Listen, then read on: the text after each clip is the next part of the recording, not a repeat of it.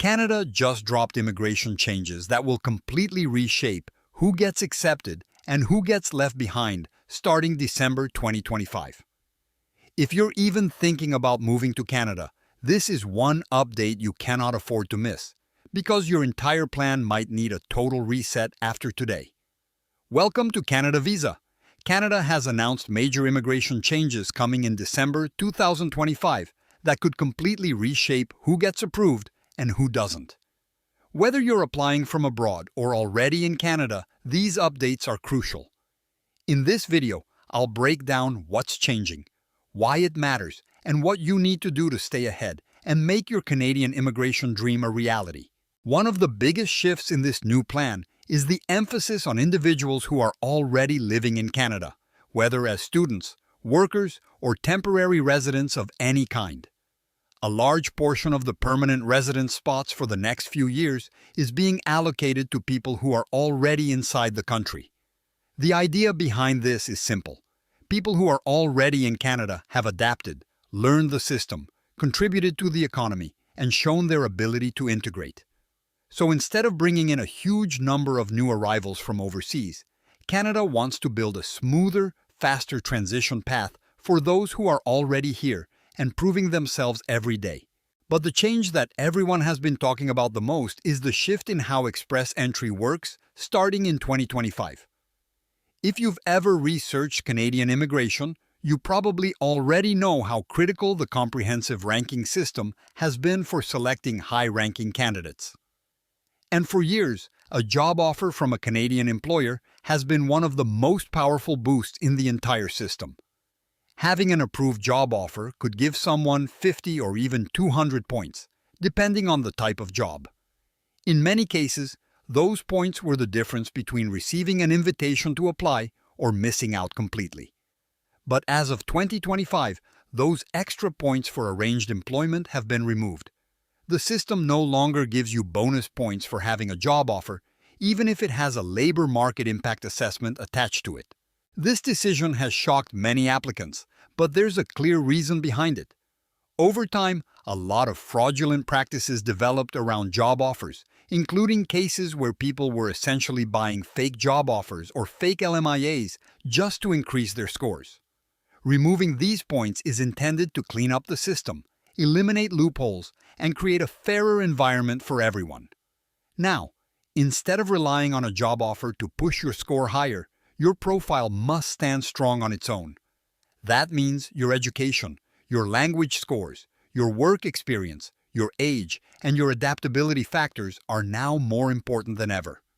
This change also means that the threshold scores for receiving invitations may rise, because many people who used to depend on arranged employment points will now be competing on equal footing with everyone else. So what does this mean for different categories of applicants? Let's break it down clearly and simply. If you are inside Canada already, you might be in a better position than people applying from outside the country. Canada is trying to help temporary residents transition into permanent status more smoothly. Whether you're an international student, a temporary worker, or someone already building your life in Canada, the system is leaning in your favor as long as you meet the general requirements. The more work experience you gain in Canada, the stronger your language ability, and the more your skills match Canadian labor demands, the better your chances of being selected. If you were planning to depend on a job offer to boost your points, then this change definitely impacts your strategy. Without those extra points, you now need to rely on strengthening every other area of your profile. You might need to improve your language scores, gain more work experience in your skilled field, pursue additional education or certifications, or explore provincial nomination options. It's not impossible. It simply requires a more thoughtful and strategic approach. For people applying from overseas, the road is still open, but it now requires more deliberate planning. Many people around the world previously counted on LMIA-based job offers to help them immigrate. Under the new system, that approach no longer provides any advantage in terms of points. If you are applying from abroad, you may want to focus on enhancing your language ability, obtaining professional credentials that Canada recognizes, or even considering studying or working temporarily in Canada, first if that is an option for you. Another strong pathway continues to be provincial nomination, where provinces select candidates who meet their specific labor needs. For international students, the new rules could make things more competitive. Study permits may not be as easy to obtain as before, because Canada is reducing total temporary resident numbers. That means your academic profile must be strong, your intention must be genuine, and your ability to transition into the labor market after graduation should be clear. But once you're inside Canada, you may have a much higher chance of becoming a permanent resident because the new immigration strategy gives preference to people who are already contributing here. Now let's talk about which types of applicants are likely to have the best prospects under these new rules. People already in Canada with solid experience and strong language skills are in a favorable position. Workers in high-demand sectors like construction, healthcare, trades, transportation, and essential services also have a strong advantage. Canada is actively trying to fill gaps in these sectors, and applicants who meet those needs will be prioritized. Bilingual individuals, especially French speakers, will continue to benefit because Canada has long-term targets to support French-speaking communities. Highly skilled individuals with strong qualifications, recognized credentials, and competitive language scores will also have better odds. And those willing to settle in provinces and regions outside of major cities like Toronto, Vancouver, and Montreal may find even more opportunities through provincial selection. What should you do now if you truly want to succeed under the new system? Focus on becoming the strongest candidate you can be. Prioritize improving your language test results, because high language scores remain one of the most powerful factors. Make sure your foreign education is properly assessed and consider additional training certifications, especially in fields that Canada needs most. Explore the possibility of gaining Canadian experience, whether through study or work pathways.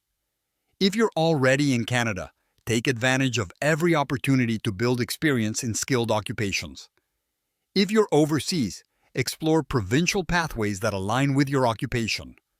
Stay up to date with the latest immigration announcements, because small adjustments in government priorities can shift which occupations or regions become more favorable. Why is Canada doing all this? The intention is not to make immigration harder, it's to make it smarter. Canada wants to ensure newcomers will integrate successfully, build stable lives, and help resolve labor shortages without overwhelming housing and public services. By selecting applicants more carefully and by giving preference to those who have already shown they can adapt, Canada hopes to balance growth with sustainability. This new approach is meant to set the foundation for long-term economic stability while still keeping Canada open to global talent. Does this mean you should give up on immigrating? Not at all. It simply means you must approach the process with more intention, more preparation, and more alignment with Canada's actual needs. The opportunities are still there, but the pathway is now more structured and competitive. If you embrace the new system, strengthen your profile, and choose the right pathway, your chances can still be excellent. Thanks for watching. I hope this video gave you a clear understanding of Canada's big immigration changes for December 2025 and how they might affect your plans. Remember, staying informed and preparing strategically is the key to success. If you found this video helpful, don't forget to like, share, and subscribe to Canada Visa for more updates, tips, and expert guidance on making your Canadian immigration dreams a reality.